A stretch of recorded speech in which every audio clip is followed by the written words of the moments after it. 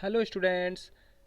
ITI के plus point के YouTube channel पर आप लोगों का हार्दिक स्वागत है। तो फाइनली ऐसे स्टूडेंट्स जिनकी इलेक्ट्रीशियन सेकेंड ईयर है अपने सीबीटी एग्ज़ाम की स्टडी कर रहे हैं, और वैसे स्टूडेंट्स जिनकी किसी कारणवश सीबीटी एग्ज़ाम में बैक लगी थी और उस नेक्स्ट सप्लीमेंट्री एग्ज़ाम की तैयारी कर रहे हैं, तो उन सभी स्टूडेंट्स के लिए वीडियो काफ़ी यूज़फुल रहने वाला है, क्योंकि स्टूडेंट सभी के सभी क्वेश्चन निमी पैटर्न के बेस पर हैं जो कि सीबीटी एग्ज़ाम में बार बार पूछे जाते हैं। ठीक है स्टूडेंट्स, तो चलते हैं क्वेश्चन सीरीज की तरफ। तो स्टूडेंट बता देता हूँ, अभी तक आपने मेरे चैनल को सब्सक्राइब नहीं किया तो प्लीज़ चैनल को सब्सक्राइब कीजिए और पास में बेल आइकन को प्रेस कीजिए। ठीक है स्टूडेंट्स, तो चलते हैं क्वेश्चन नंबर नेक्स्ट क्या कहता है।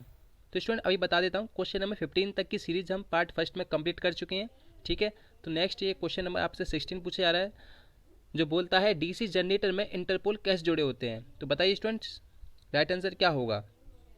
तो ध्यान रखना स्टूडेंट्स, जो डीसी जनरेटर में इंटरपोल होते हैं, ऑप्शन नंबर ए आर्मेचर के साथ श्रृंखला में, ऑप्शन बी आर्मेचर के साथ समानांतर में, ऑप्शन सी शंट फील्ड के साथ श्रृंखला में, ऑप्शन डी शंट फील्ड के साथ समानांतर में। तो बताइए राइट आंसर इसमें से क्या होगा।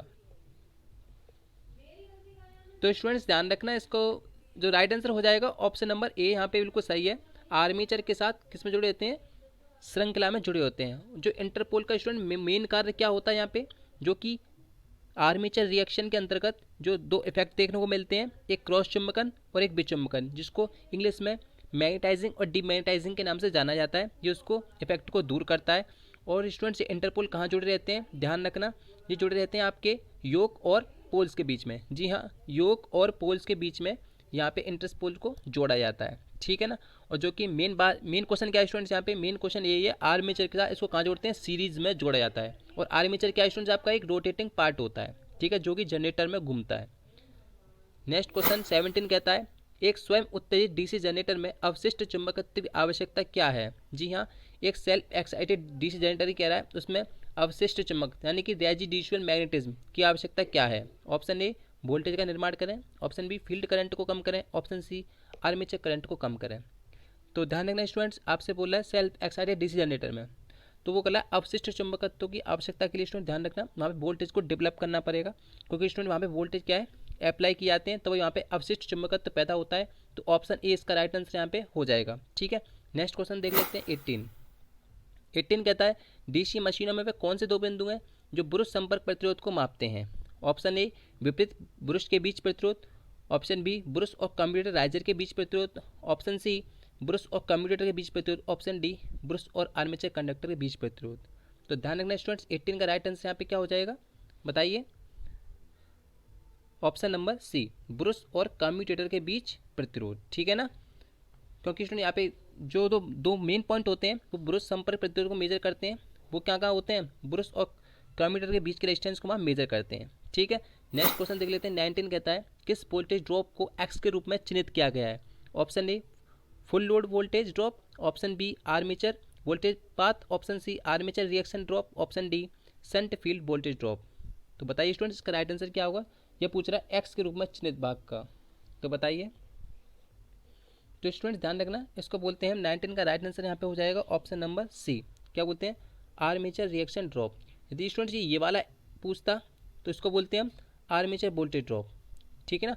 और जो स्टूडेंट्स आपकी करेक्टरिस्टिक्स है वो थर्मल वोल्टेज और लोड करंट के बीच में यहाँ पे दिखाई गई है डीसी जनरेटर्स के केस में। ठीक है, चलते हैं नेक्स्ट क्वेश्चन नंबर 20 की तरफ। 20 कहता है, कंपाउंड जनरेटर का नाम क्या है यदि शंट फील्ड आर्मेचर के साथ समानांतर में जुड़ा है। जी हाँ बताइए, कंपाउंड जनरेटर बोल रहा है, और ये भी कह रहा है यदि शंट फील्ड, जो शंट फील्ड वाइंडिंग है आपकी, वो किस में जुड़ी है, आर्मेचर के साथ समानांतर में। ठीक है ना, तो ये पूछ रहा है आपसे यहाँ पे,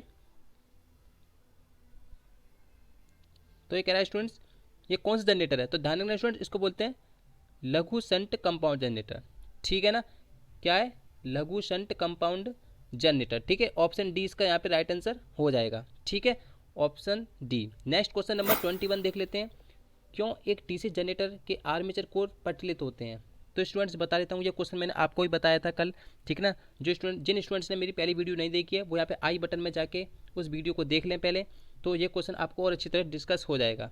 ठीक है, तो पहली वाली पार्ट फर्स्ट की वीडियो, ठीक है ना, आपको आइकन में दिख जाएगी, तो वहाँ पे आज वीडियो को आप देख सकते हो। तो क्वेश्चन कहता है, क्यों एक डीसी जनरेटर में आर्मेचर कोर पटलित है। ऑप्शन ए ताम्र हानि को कम करें, ऑप्शन बी घर्षण हानि को कम करें, ऑप्शन सी हिस्टेरिस हानि को कम करें, ऑप्शन डी भंवर दाना हानि को कम करें। तो ध्यान रखना स्टूडेंट्स, आर्मेचर कोर को पटलेट क्यों बनाते हैं, वहाँ पे हम एडी करंट लॉस को कम करना पड़ता है, यानी कि डी इसका राइट आंसर यहाँ पे हो जाएगा। ठीक है ना। नेक्स्ट क्वेश्चन देख लेते हैं। 22 कहता है डीसी जनरेटर का आर्मेचर प्रतिरोध बहुत कम क्यों होता है। जो डीसी जनरेटर होता है वहाँ पे जो आर्मेचर रेजिस्टेंस होता है बहुत कम क्यों होता है। ऑप्शन ए आर्मेचर धारा कम करें, option B armature voltage drop कम करें, ऑप्शन सी कम वजन के साथ आर्मेचर चलाएं, ऑप्शन डी आर्मेचर का तापमान कम करें। तो बताइए 22 का राइट आंसर क्या हो जाएगा।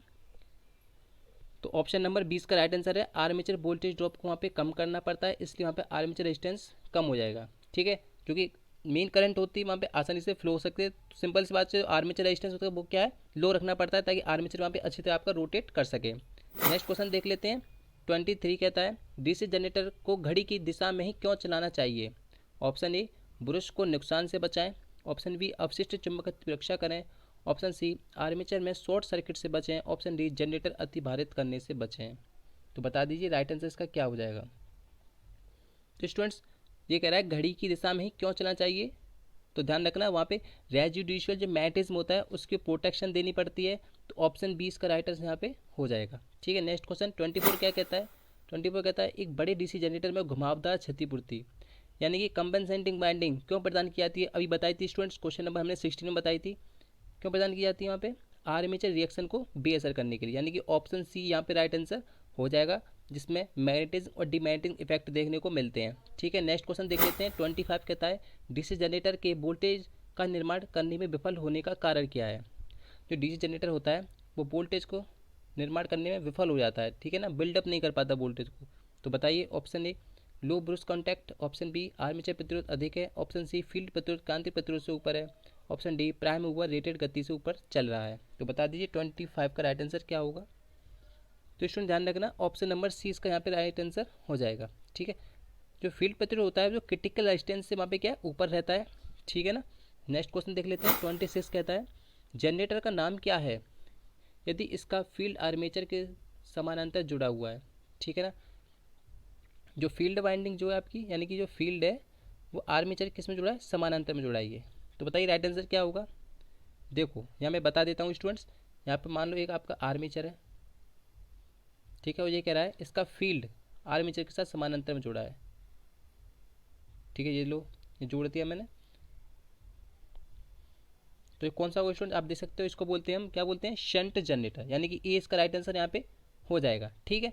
नेक्स्ट क्वेश्चन देख लेते हैं। 27 कहता है डीसी जनरेटर में पोल शू का उद्देश्य क्या है। जी हाँ, जो पोल शू होती है उसका उद्देश्य क्या है, उसको क्यों लगाते हैं। ऑप्शन ए एयर गैप को कम करें, ऑप्शन बी क्षेत्र की ताकत बढ़ाएं, ऑप्शन सी चुंबकीय हानि को कम करें, ऑप्शन डी एयर गैप में समान रूप से फ्लक्स को फैलाएं। तो ध्यान रखना स्टूडेंट, जो पोल शू होता है वो किस लिए यूज़ करते हैं, एयर गैप में समान रूप से फ्लक्स को फैलाने की वहाँ पे प्रयोग किया जाता है क्या, पोल शू। ठीक है ना, जो कि स्टूडेंट आपकी जो फील्ड बाइंडिंग होती है उसको जकड़ के रखता है। ठीक है ना, कल मैंने आपको वीडियो में बताया था। ठीक है, उस वीडियो को जरूर देख लेना। नेक्स्ट क्वेश्चन देख लेते हैं। 28 कहता है डीसी जनरेटर में स्लिप रिंग का कार्य क्या है। जी हाँ, स्लिप रिंग्स होती हैं जो कि शाफ्ट से कनेक्ट रहती हैं। उसका वर्क क्या होता है। ऑप्शन ए निरंतर वोल्टेज बनाए रखें, ऑप्शन बी धारा को एक दिशा में एकत्र करता है, ऑप्शन सी ब्रश पर वोल्टेज ड्रॉप को कम करता है, ऑप्शन डी रेटेड की तुलना में टर्मिनल वोल्टेज बढ़ाता है। तो स्टूडेंट बताइए 28 का राइट आंसर क्या होगा।